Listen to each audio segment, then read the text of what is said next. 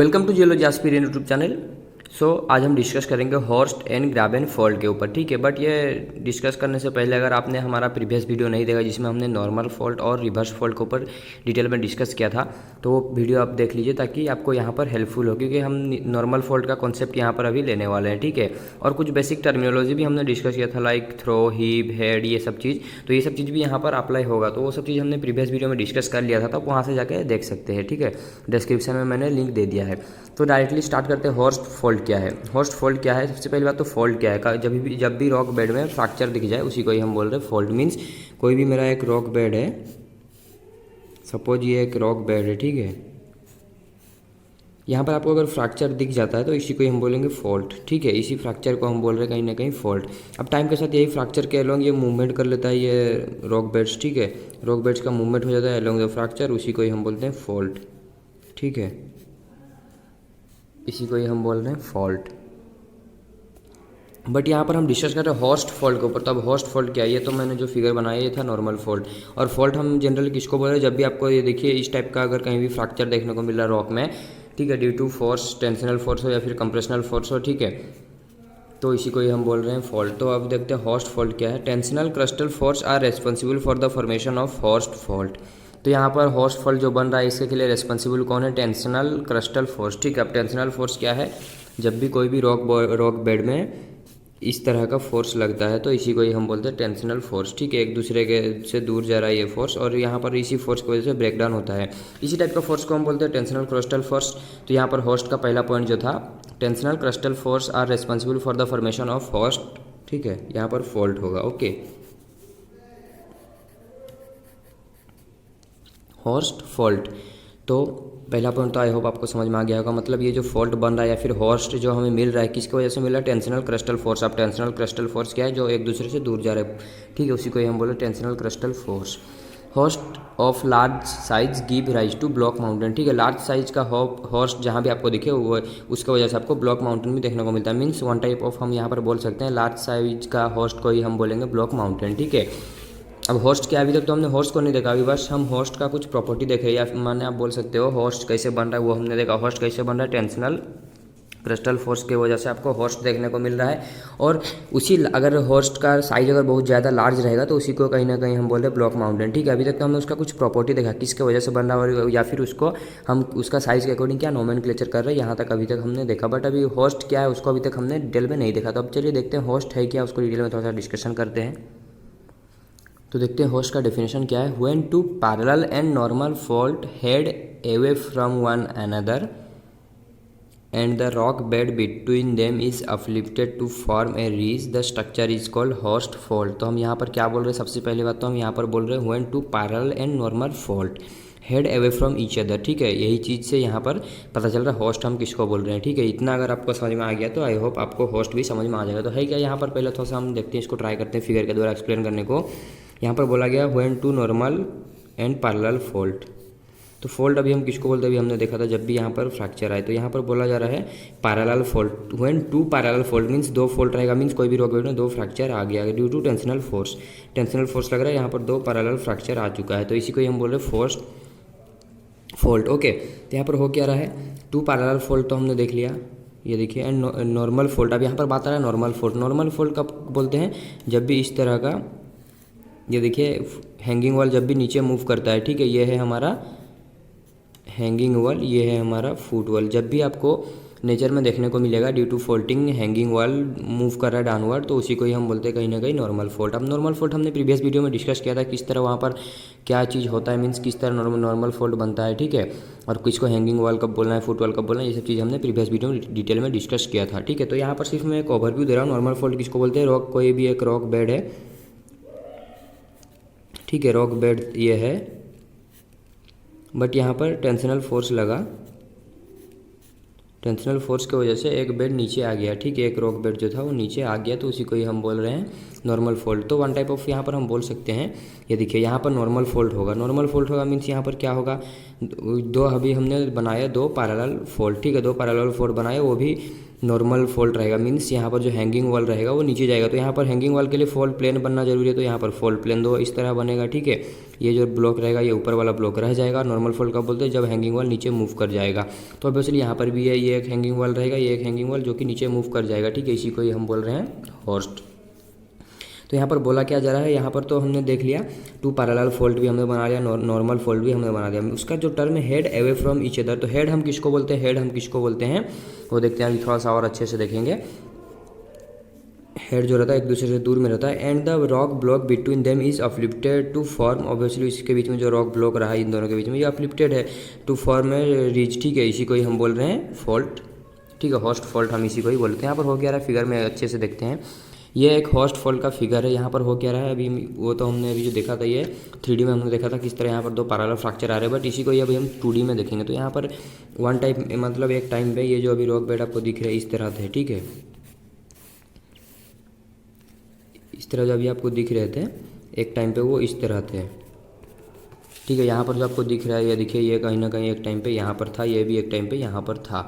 Due to normal folding और tensional force जो hanging wall वो नीचे मूव कर गया, बट एक टाइम पे वो यहाँ पर था। तो यहाँ पर होता क्या था, दो पैरेलल फोल्ड बन रहे थे, दो पैरेलल फोल्ड बनने की वजह से हैंगिंग वॉल जो था फॉल्ट प्लेन के अलोंग नीचे मूव कर जा रहा है, ठीक है। और ये जो रहे ये फुटवॉल वहीं पर रह जा रहा है, फुटवॉल के मतलब रेस्पेक्टिव से हैंगिंग वॉल नीचे मूव कर जा रहा है, उसी को हम बोले नॉर्मल फोल्ड। और हैंगिंग वॉल नीचे मूव कर जाने के बाद वजह से यहाँ पर जो रह रहा है ये मतलब अपलिफ्टेड होकर रह जा रहा है, ठीक है। अपलिफ्टेड होकर रहने की वजह से इसी को हम बोले होस्ट फोल्ड।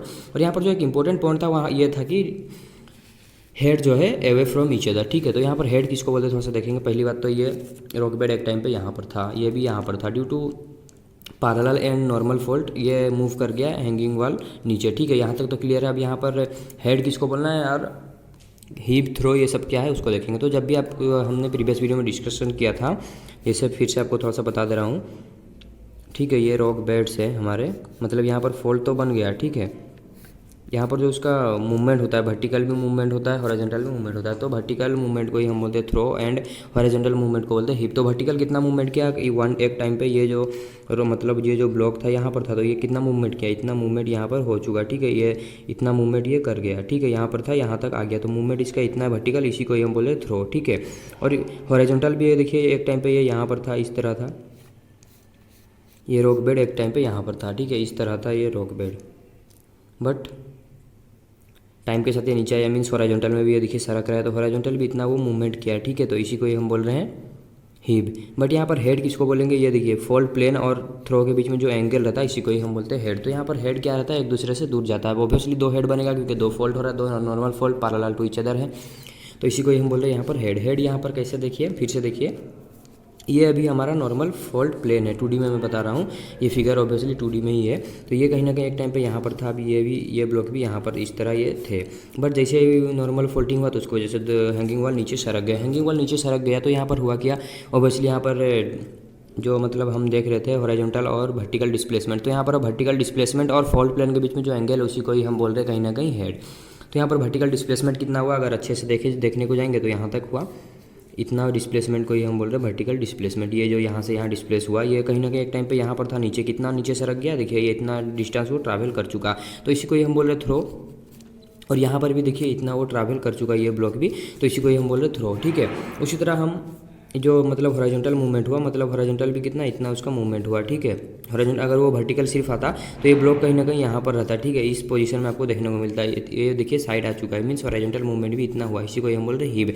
तो हेड किसको बोल रहे हैं, इसी तरह यहाँ पर ये भी हीप है, तो हेड बोल रहे हैं। ये देखिए ये फोल्ड प्लेन है, फोल्ड प्लेन के अलोंग जो ब्लॉक का मूवमेंट हुआ हैंगिंग वॉल का, तो फोल्ड प्लेन के अलोंग हैंगिंग वॉल का जो मूवमेंट हुआ, तो ये फोल्ड प्लेन और जो ये अभी हमने देखा थ्रो, इसके बीच में जो एंगल बनता है इसी को ही हम कहीं ना कहीं बोल रहे हैं हेड। तो ये देखिए ये एंगल को किस तरह हम मतलब मेजरमेंट करते हैं। सपोज ये देखिए अगर ये हॉरिजॉन्टल अगर इसको आप जीरो देखते हो, यहाँ पर अगर आप मेजरमेंट करोगे तो ये देखिए ये एंगल निकल रहा है, ठीक है। तो ये एंगल दूर जाते मतलब जा रहा है, उसी तरह यहाँ पर भी ये एंगल जो है दूर जा रहा है, एक दूसरे से दूर जा रहे हैं, ठीक है हेड। तो इसी को ही हम बोल रहे हैं होस्ट। यहाँ पर हो क्या रहा है, दो पैरेलल और नॉर्मल फोल्ड के बीच में हेड जो है एक दूसरे से दूर जा रहा है, उसकी वजह से एक रॉक ब्लॉक जो है ऊपर में अफ्लिक्टेड होने को आपको देखने को मिल रहा है, इसी को ही हम बोल रहे हैं होस्ट, ठीक है। तो अभी तक लग रहा है आपका हेड है, मतलब ये जो हेड टर्म में कन्फ्यूजन है। तो हेड क्या है, नॉर्मल फोल्ड, यहाँ पर मैं लिख दे रहा हूँ नॉर्मल फोल्ड और आपका ये है नॉर्मल फोल्ड और इसको हम बोल रहे थ्रो, ठीक है। थ्रो, इन दोनों के बीच में एंगल को ही हम बोल रहे हैं हेड, ठीक है। तो ये एंगल किस तरह मेजरमेंट किया जाएगा, 2 मिनट के लिए अगर मैं इसको थोड़ा सा टर्न कर लेता हूँ तो ये एंगल मेजर कैसे होगा, थोड़ा सा आपको इमेजिन कीजिए। ये देखिए सपोज ये एक हॉरिजॉन्टल सरफेस है, तो यहाँ पर से हम अभी एंगल मेजर करेंगे, ये जितना जाएगा उतना एंगल जाएगा। तो ये किधर, बाहर की तरफ जा रहा है। देखिए ये एंगल हम मेजर कर रहे हैं तो ये एंगल किधर, बाहर की तरफ जा रहा है। मीन्स यहाँ पर से अगर ये अगर थोड़ा सा इंक्लाइन रहता तो यहाँ तक रहता, ठीक है।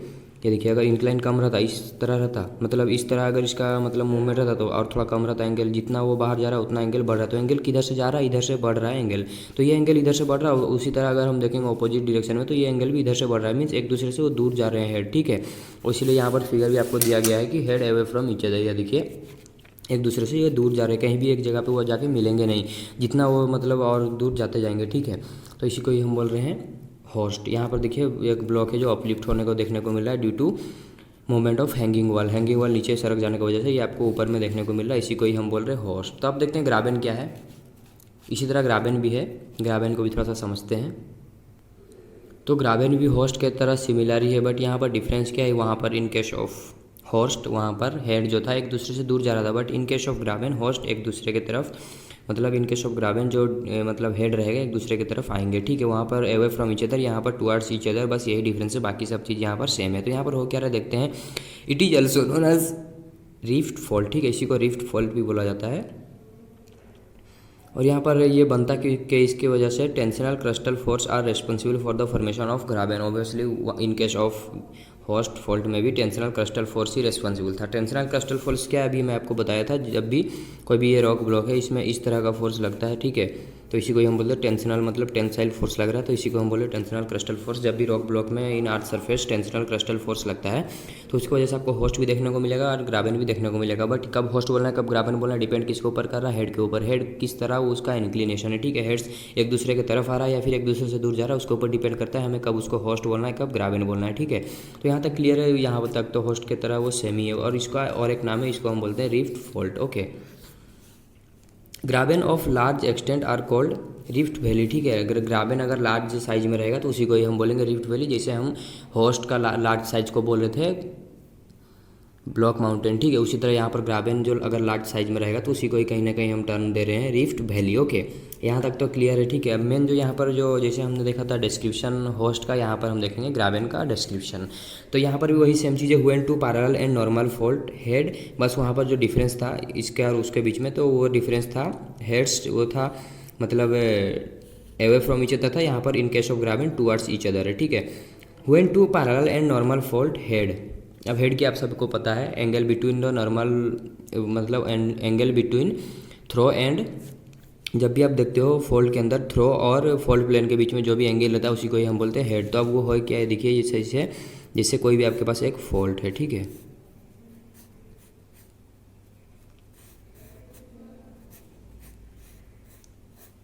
ये आपके पास एक फोल्ड है, तो इसके बीच में जो मतलब ये थ्रो है आपको पता है, मतलब वर्टिकल डिस्प्लेसमेंट, और ये जो फोल्ड प्लेन के बीच में एंगल है इसी को ही हम कहीं ना कहीं बोल रहे हैं।